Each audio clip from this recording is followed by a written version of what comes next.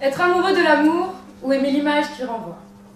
Mesdames, messieurs, chers camarades, au risque de vous décevoir, l'amour n'est qu'une façade. Derrière tous ces artifices, l'amour devient synonyme de destruction, de chaos et de perte. Quoi que l'on dise, quoi que l'on fasse, les erreurs que nous commettons ou subissons, il n'y a qu'une seule issue, la souffrance. Parce que le monde doute, remet tout en cause, à tel point que parfois nous sommes perdus. L'amour, vous dites, une chose si merveilleuse mais qui pourtant nous a tous fait flancher. Regardez-vous, tous unis par un lien quel qu'il soit, et d'une manière ou d'une autre, unis par de l'amour. Et pour autant, certains ici ne se parlent plus, ne s'entendent plus, alors qu'ils étaient connus comme inséparables. Car l'amour, qu'il soit amoureux ou amical, sépare malgré tout. On peut aimer quelqu'un du mieux que l'on peut, parfois il vaut mieux être séparés qu'être ensemble. Il faut savoir se dissocier de cet amour pour ne pas se perdre dans cet envoûtement ni cette envie inéluctable qu'elle procure. Car la haine étant proche de l'amour, un fil cassé c'est le déluge. Plus rien ne subsiste à part l'hostilité qui régnera désormais sur votre relation.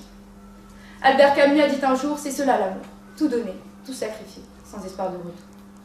Repensez à cette relation à laquelle vous vous êtes adonné pleine d'amour et de joie, et que du jour au lendemain, il vous a lâchement abandonné, vous a bloqué de toute communication sans vous laisser aucun signe de vie, juste en vous laissant sur ces mots, c'est pas toi, c'est moi.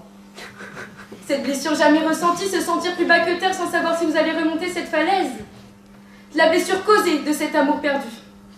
L'amour peut vous prendre par surprise mais se détruire en une nuit. Mais nous avons appris.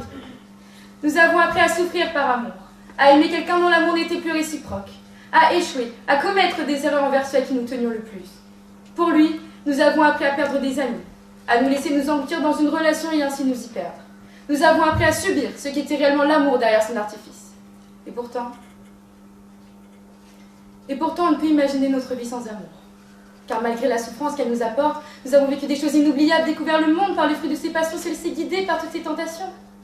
Rien n'est plus pur que de l'amour, aimer et être aimé.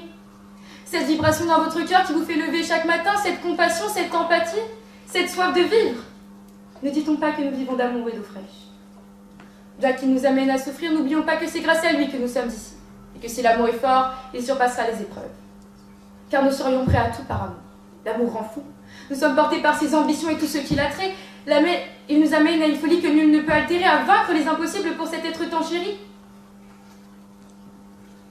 Nous serions prêts à tout, à nous battre corps et âme pour cette personne. Car l'amour n'a pas de frontières, de distance, de religion, ni même de sexe. Comme l'a dit Blaise Pascal, le cœur a ses raisons que la raison ignore.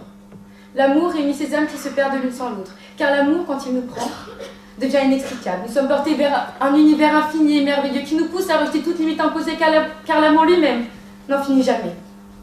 Car nous avons appris. Nous avons appris à aimer, à être aimé.